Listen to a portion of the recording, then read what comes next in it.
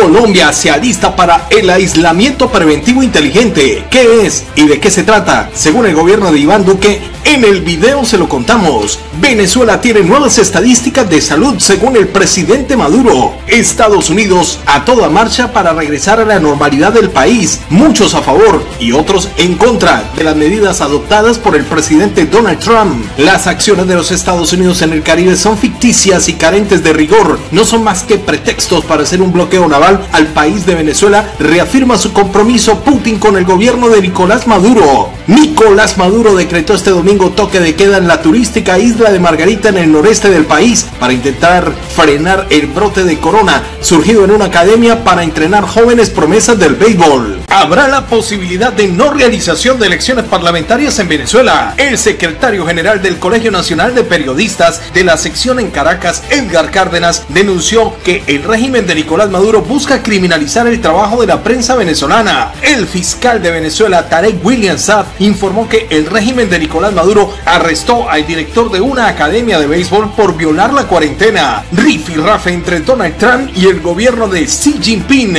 Norteamérica acusa a Asia de haber creado esta crisis mundial. En Colombia, ¿cómo puede reclamar el bono de ingreso solidario? Aquí se lo contamos. Quédese hasta el final del video y lo ponemos en contexto de toda la información que está sucediendo en Venezuela y en toda Latinoamérica. Arrancamos la información de la siguiente manera.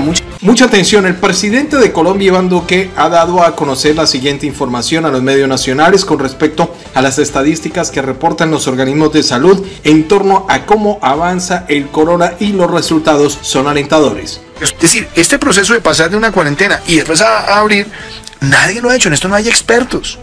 Entonces nos toca aprender de las lecciones de otros. Los casos reportados en el país hasta el momento son de 3.233 y hasta el momento 153 personas han perdido sus vidas y se han recuperado una cifra de 550. El presidente Iván Duque afirma que los negocios se deben reabrir al igual que las escuelas, los aeropuertos y que se debe hacer con mucha cautela y debemos aprender porque esto no lo ha hecho nadie en el mundo, dándole paso al aislamiento preventivo inteligente que más adelante en el video les vamos a contar de qué se trata y que comenzará el próximo 27 de abril. De otra parte, la dictadura en Cuba reporta oficialmente menos de 1000 contagios y 31 personas que han perdido sus vidas y un golpe bastante fuerte al sector turístico de la isla durante esta temporada de cuarentena. Habana se quedó sin turistas.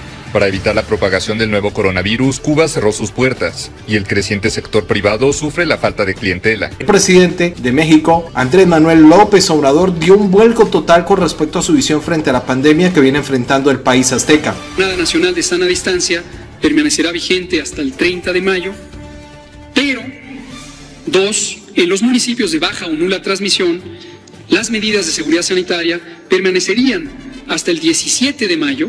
En Venezuela, mucha atención, Nicolás Maduro dice que solamente hay 7 nuevos casos en las últimas horas en el país y 4 de ellos son colaboradores cubanos que viven en Guarena. Hoy tenemos precisamente 7 nuevos casos. Señora vicepresidenta, señor ministro de Salud, equipo científico presente, científicas, las científicas.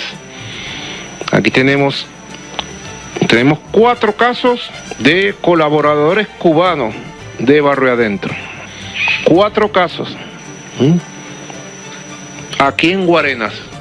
Cambiamos de noticias, muchísima atención. Gobernadores de algunos estados en los Estados Unidos empiezan a levantar la cuarentena después de que el presidente dejara la decisión en las manos de ellos y el primero en hacerlo fue el gobernador de la Florida, un estado con más de 24,000 afectados. Quédate en casa, esa es la orden emitida por el gobernador del estado de Florida y sus residentes entrará en vigor a partir de... Este es el único estado con más de 5,000 casos que no había decretado limitar todo movimiento fuera de los servicios y actividades esenciales. Texas, por su parte, levantará la cuarentena en parques y en comercios. Además, el presidente se pone al frente de la rebelión contra 3 gobernadores demócratas que quieren mantener la cuarentena.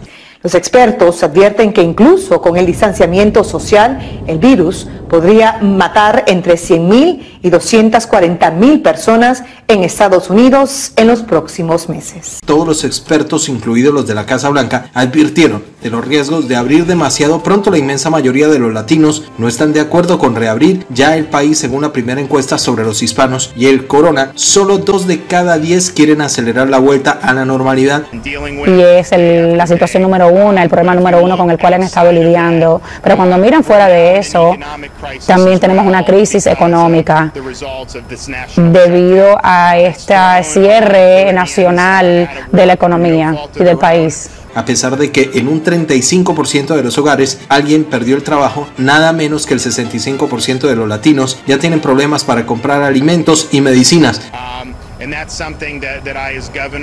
Y eso es algo que yo como gobernador entiendo, la frustración, el miedo, todo lo que implica cuando alguien pierde el trabajo, especialmente cuando es algo inesperado, que es básicamente lo que ha sucedido en términos económicos. Tenemos que asegurarnos que las personas que han perdido sus trabajos puedan regresar, y estamos trabajando fuertemente para que el procedimiento de solicitar los beneficios de desempleo pueda funcionar mejor. El 22% de los hispanos conocen a alguien que está contagiado. Es interesante ver cómo, a pesar de ser la comunidad más golpeada económicamente, los latinos siguen creyendo que quedar en casa es lo mejor para todos en la ciudad de Nueva York. Se suman también California y también darán ayudas a los inmigrantes sin documentos. El alcalde Bill de Blasio aprobó un fondo de $20 millones destinado a 20.000 familias afectadas por la crisis. Lo van a distribuir en varias organizaciones y sería, como decimos nosotros, la ayuda llegará en un solo pago de $400 por persona, $800 por pareja, padre soltero o con hijos. Le llegarán $1,000 para una familia de varios adultos y también con jóvenes dentro de la casa. Los trabajadores sanitarios temen por sus vidas, más de 9.200 que están infectados y que han perdido sus vidas. Al menos el 27% de las quejas se escuchan desde Nueva York hasta California. Guatemala, por su parte, y Estados Unidos acuerdan suspender los vuelos de deportación después de la llegada de un avión con 44 personas que al parecer dieron positivo. Cada vez que son más los denunciados a los deportados, un grupo de vecinos en Quetzaltenango intentó quemar a varios que regresaron con este síntoma. Fue el propio gobierno que encendió la mecha del pánico al asegurar que el 75% de los deportados regresarían positivos. El ministro de Salud se retractó, pero el daño ya estaba hecho, ya la comunidad estaba tomando justicia por su propia mano. Millones de jóvenes por todo el país llevan más de un mes sin poder salir de su casa. No son un grupo de riesgo, pero el encierro puede afectar psicológicamente. Expertos recomiendan a los padres que los dejemos preguntar, que seamos sinceros en las respuestas, que les expliquemos las cosas de manera sencilla y que, por supuesto, controlemos nuestras actitudes para no ser transmitidas a ellos. Y también los expertos recomiendan hacer actividades en casa y mantener en contacto a los niños con sus amiguitos, porque ellos también tienen su propia opinión sobre todo lo que está aconteciendo en el mundo. Y por supuesto es importantísimo los cuidados para los abuelitos, para la gente de la tercera edad. Cambiamos de noticias. El Ministerio de Asuntos Exteriores de Rusia rechazó el bloqueo que ha impuesto Estados Unidos a Venezuela bajo el pretexto, según Rusia, de operaciones en busca de grupos al margen de la ley que comercian con sustancias ilícitas y las envían a los Estados Unidos.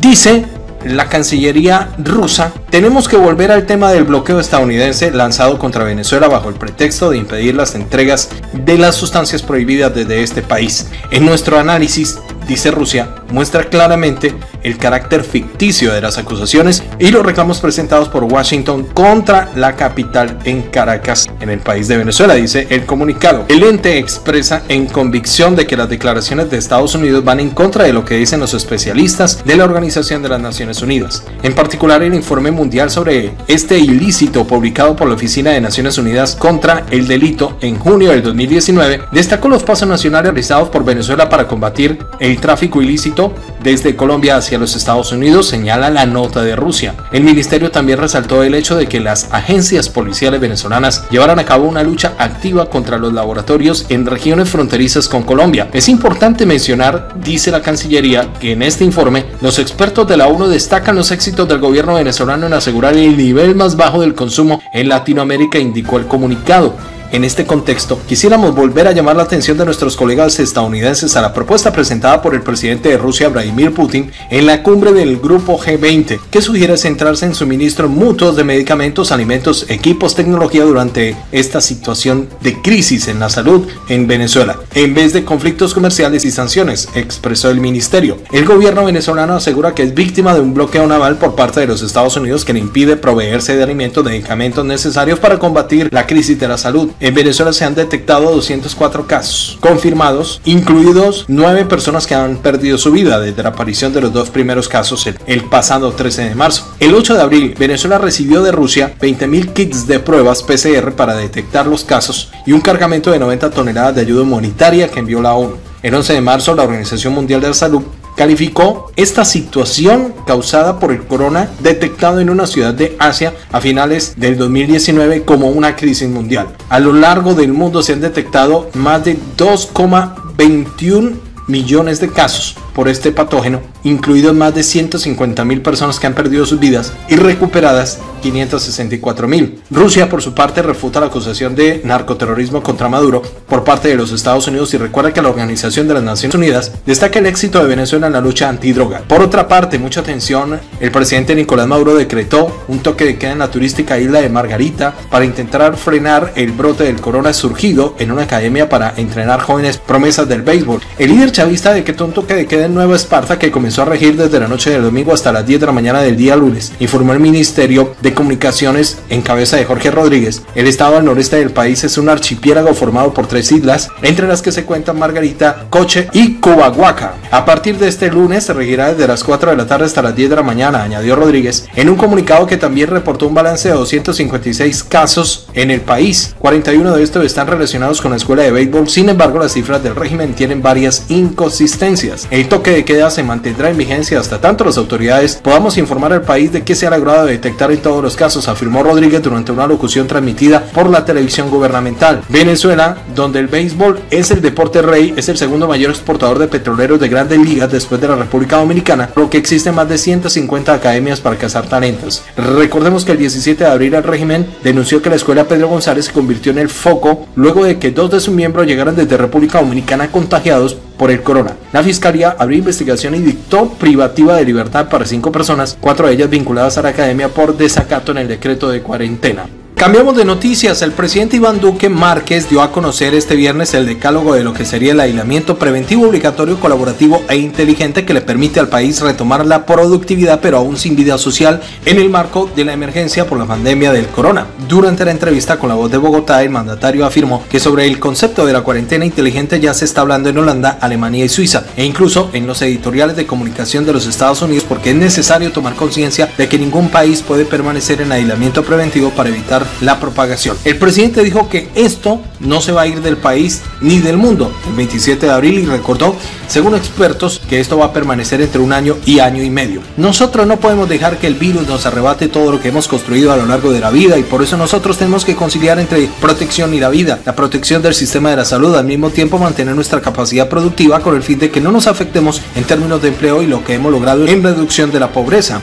En tal sentido, el jefe del Estado enumeró 10 aspectos claves o premisas en lo que debe haber aislamiento preventivo obligatorio, colaborativo e insistente e inteligente. En primer lugar, los niños y jóvenes deben de estar en su casa como mínimo hasta el 30 de mayo, no universidades, no colegios, no jardines, para que no se conviertan en vectores de la propagación. Segundo, los adultos mayores de 70 años muy juiciosamente también se mantengan en casa hasta finales de mayo. En el tercer punto, señaló que las personas con preexistencia que las hace vulnerables al corona también permanezcan en casa. Aseveró que deben de mantener el cierre de las fronteras. Sobre los vuelos nacionales expresó que es partidario de que no se abran hasta que se haga una evaluación cuando termine esta situación. Reiteró que no se pueden reabrir los eventos públicos ni discotecas. Nosotros tratemos de hacer todo el teletrabajo posible, invitar a que las empresas también lo puedan hacer. Los protocolos en materia de salud y distanciamiento en los principales sectores de nuestra sociedad y de nuestra economía, como el uso del tapabocas. Y subrayó que es necesario trabajar de la mano con las autoridades locales para la protección del transporte público, porque ahí podemos tener focos de aglomeración y no queremos esas aglomeraciones que nos hagan retroceder en lo que hemos ganado frente a esta situación de de salud. El distanciamiento social. Aquí tenemos que recuperar la vida productiva, más no la social, y puso como ejemplo los matrimonios y también las misas. Muchísima atención, el presidente de Venezuela, Nicolás Maduro, en una entrevista que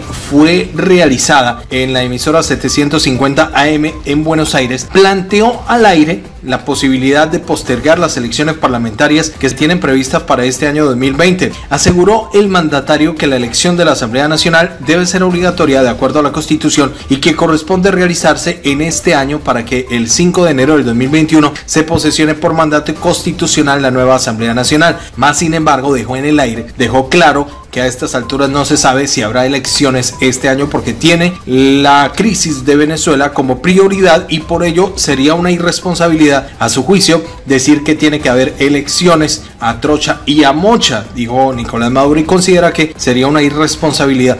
Por ello está explicando y que corresponde al Tribunal Supremo de Justicia en su sala constitucional la deliberación de la Constitución en la mano y deben de tomar las decisiones frente al tema de si habrá la realización de las elecciones parlamentarias en Venezuela o no. También el mandatario hizo énfasis en que a estas alturas, en abril del 2020, tienen que enfrentar esta crítica situación, la más pavorosa que ha vivido la humanidad en los últimos 100 años y que esa es la prioridad, la economía, la estabilidad social, la salud, la vida de la gente, esa es la prioridad. Agregó también, la cuestionada Asamblea Nacional Constituyente podría extender su periodo más allá de diciembre de 2020. La presidencia de la Asamblea Nacional la ocupa actualmente el diputado Juan Guaidó, quien además es reconocido por más de 55 países como presidente encargado de Venezuela y es el principal adversario político de Nicolás Maduro en el país caribeño. Pero el actual régimen de Maduro reconoce como presidente del Parlamento al diputado Luis Parra, quien el 5 de enero se declaró como líder del poder legislativo con un respaldo mayoritario, el partido de gobierno y algunos opositores disidentes, sin presentar, como habían prometido, un listado para certificar el número de los votos obtenidos. La oposición venezolana no reconoce a Nicolás Maduro por considerar que las elecciones presidenciales de mayo en el 2018 fueron totalmente ilegales e ilegítimas y descartan participar en el llamado a elecciones que no ofrezcan las garantías electorales mínimas de un acuerdo con los estándares internacionales. Sin embargo, se está a la espera del pronunciamiento de cada partido. Una vez que se realice la convocatoria electoral, los partidos de oposición fueron declarados ilegales por no haber participado en las elecciones presidenciales de mayo de 2018. Cambiamos de noticias, mucha atención. El secretario general del Colegio Nacional de Periodistas, en la sección que está ubicada en Caracas, Edgar Cárdenas, ha denunciado este sábado que Nicolás Maduro busca criminalizar el trabajo de la prensa venezolana durante la época que se está viviendo en el país y en concreto señala que se han producido 28 arremetidas a la prensa en la primera quincena de abril. Según el diario Universal, las agresiones a periodistas y el hostigamiento a los medios representan las pretensiones del gobierno por imponer la censura y criminalizar la opinión para instaurar el silencio informativo. Ya son 62 casos sufridos por la prensa venezolana en lo que va del 2020, según el organismo que cree el Observatorio del Seguimiento de Agresiones a Periodistas y Medios del CNP de Caracas para contabilizar estas agresiones. En concreto, en la primera quincena de abril hubo 7 detenciones arbitrarias, cierre de emisoras de radio, un decomiso de equipos, 7 advertencias a periodistas y medios, un bloqueo de comunicaciones a los medios, 4 intimidaciones, 2 eliminaciones de información y 5 impedimentos de circulación. Seguimos en Venezuela. El fiscal del país caribeño, Tarek William Saab, ha informado que el gobierno de Nicolás Maduro arrestó al director de una academia de béisbol, al gerente, al entrenador y a 2 mujeres tras ser acusados de violar la cuarentena obligatoria por la crisis de salud que se vive en Venezuela. Los acusados son Valis Aguilar, Roberto, director de la Academia de Béisbol Nueva Esparta, Roberto Álvarez, gerente general, José Luis Rodríguez, entrenador, y Carmen Hernández y María Esparragosa. El gobierno de Venezuela reportó este viernes nuevos casos de contagio, 23 de los cuales ocurrieron en esta escuela de béisbol ubicada en el estado de Nueva Esparta, controlado por la oposición. En consecuencia, el chavismo ordenó intervenir la dirección de salud local. Los equipos médicos de la misión cubana encontraron una escuela de béisbol violentando la cuarentena. Allí 61 personas compartieron, de los cuales 35 eran deportistas turistas, 2 de ellos viajaron a la República Dominicana y vinieron contagiados y contagiaron a otros, dice Jorge Rodríguez, vicepresidente sectorial de Comunicación, Cultura y Turismo de Venezuela. El Ministerio Público chavista puso bajo investigación al dueño de la escuela, quien habría argumentado que alguien del área de la salud del gobierno estatal, controlado por la oposición, le había dado supuestamente un permiso especial para seguir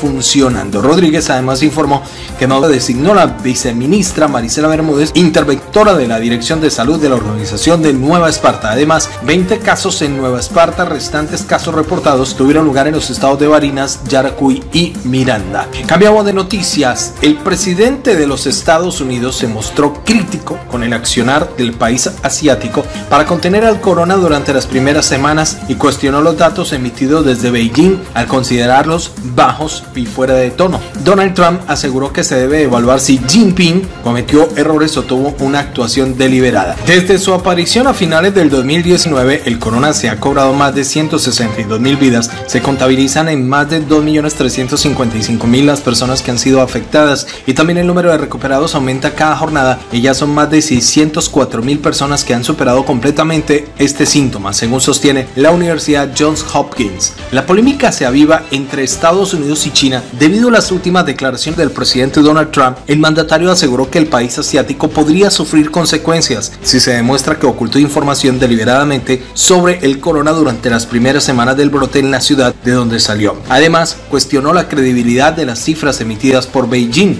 Donald Trump lanzó un pliego de acusaciones contra el gobierno de Xi Jinping por su gestión ante esta situación. El mandatario norteamericano afirmó que si se demuestra que el país asiático fue conscientemente responsable en su gestión y no fue solo un error, debería de afrontar las consecuencias. Podría haberse detenido antes de que comenzara y no fue así, y todo el mundo está sufriendo por eso, dijo Trump en su sección informativa del diario de la Casa Blanca. Trump aseguró que el pueblo estaba avergonzado por la gestión de su país en Asia. Además, durante la conferencia habitual de prensa para reportar el número de casos, Donald Trump interrumpió a su coordinadora de respuestas, la doctora Deborah Birx, quien está encargada de los temas de la crisis de la salud en Estados Unidos, y en ese momento mostraba una gráfica sobre las muertes sobre la situación por cada 100.000 habitantes para señalar que los datos reportados por Asia y Medio Oriente no eran creíbles. Esta acusación del presidente viene dada tan solo 2 días después de que el país asiático reconoció que el número de personas que perdieron la vida en la ciudad de origen de esta situación en realidad era un 50% superior a lo que se ha reportado hasta el momento. La coordinadora Birx, que hasta ahora se había mantenido alejada de los juicios políticos, respaldó a Donald Trump al afirmar que también los datos no eran realistas. El laboratorio, señalado como posible fuente de esta situación, aseguró que es imposible, descartando toda responsabilidad a raíz de las dudas de los países occidentales y de las nuevas advertencias de Donald Trump contra el gobierno de Xi Jinping, que ha causado más de 160.000 personas que han perdido la vida en el mundo. Mientras Estados Unidos y el gobierno de Xi Jinping están inmersos en este pulso geopolítico global, protagonizan un nuevo enfrentamiento en torno a lo que está golpeando el mundo, la crisis económica y la crisis de la salud. El director del laboratorio de máxima seguridad en la ciudad donde se originó este brote, señalado por medios estadounidenses de ser la fuente del nuevo corona, rechazó enérgicamente estas acusaciones por parte de los Estados Unidos. Es imposible que venga de nosotros, declaró en una entrevista con medios de comunicación públicos Yuan Chi-min, situado en las colinas que rodean la ciudad donde surgió el nuevo corona. Este laboratorio se ha convertido en el centro de una controversia mundial. Según los científicos del continente asiático, esta patología pudo haberse pasado de un animal al hombre en un mercado que vendían animales vivos en el país de Xi Jinping,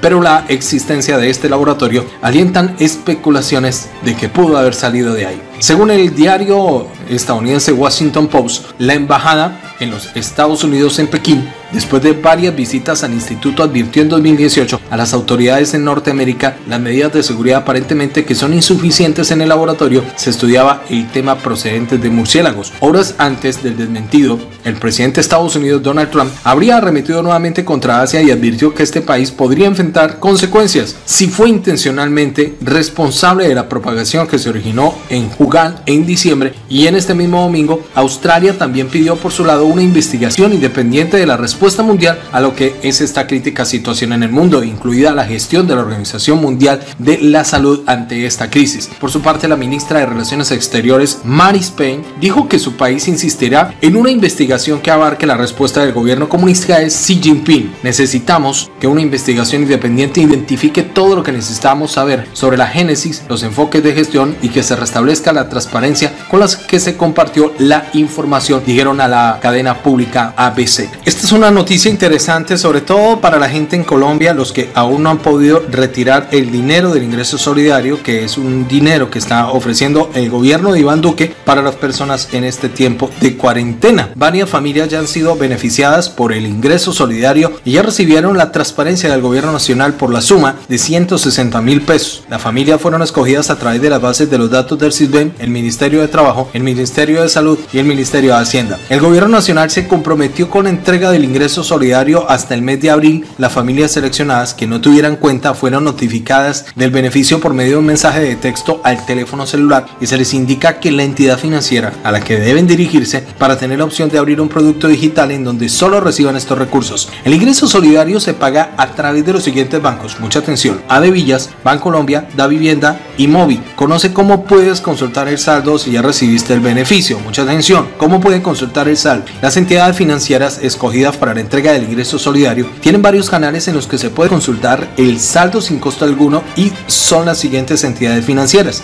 Adevillas, Bancolombia, Davivienda y Movi. Cuentan con aplicaciones móviles donde pueden mirar su saldo. Además, también lo pueden hacer por medio de mensajes de texto o de línea telefónica. Por ejemplo, en Adevillas pueden consultar su saldo en la aplicación Banca Móvil o en la página web en la parte de consultas. En Bancolombia, por su parte, puede consultar su saldo en Bancolombia en la app, en la sucursal virtual o en el número telefónico llamando al 343-0000 o en Bogotá al 018-091-2345. En Davivienda puede consultar su saldo en la aplicación. Por su parte, en Davil Plata, en los números de teléfono el 338-3838 en Bogotá o al 018-123838 a nivel nacional. En Movi puede consultar el saldo y lo puede hacer en la aplicación directamente. Los bancos no le pueden cobrar la comisión. La Superintendencia Financiera fue clara en su circular 15 del 11 de abril de 2020, donde se inició que ninguna entidad financiera podría cobrar comisión o tarifa por el retiro de disposición de las transferencias. Los recursos de las transferencias del programa de ingresos solidarios son inembargables y no podrán abonarse a ningún tipo de obligación del beneficiario con la entidad financiera a través de la cual se haga la entrega del dinero. Las entidades que hayan aplicado débito automático o al cobro de saldos de las obligaciones a un beneficiario del programa ingreso solidario deberán reintegrar el valor descontado dentro del día hábil siguiente. Dice aparte la resolución de la Superintendencia Financiera que puede consultar. Todos contra esta crisis en Colombia. Llegamos a la parte final. Amigos, regálenme un like, ayúdenme a compartir esta información y muchas gracias por su apoyo. Nos escuchamos en el próximo video. Suscríbase a nuestro canal y active la campanita roja de notificaciones. Dios los bendiga. Un abrazo.